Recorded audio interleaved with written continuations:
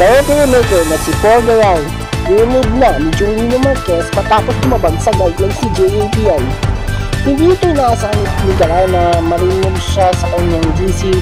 Ayon kay Garay, wala naman siyang kasalanan, ginawa niya ang makakaya bilang karate maker.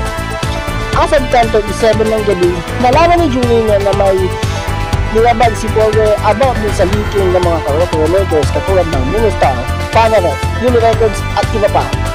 Ayon sa kanyang paliwanag, di naman siya nag-leak ng mga impormasyon ng mga BCDs at marami pang iba.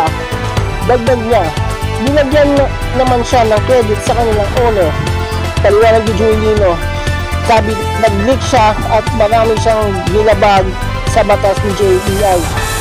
Ayon naman kay Paul Garay na karaoke maker, wala naman siyang ginawang kasalanan, bakit siya ni-remove sa GC niya.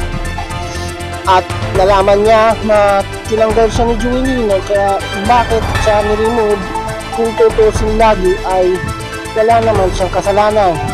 Dagdag ni Garay, wala naman talaga siyang kasalanan, bakit pa talaga siya i-remove sa GC nyo. Ayon kay Marquez, nilabag niya ang kanyang utos at nilabag niya ang utos at matapos at ni-remove siya nang wala sa oras.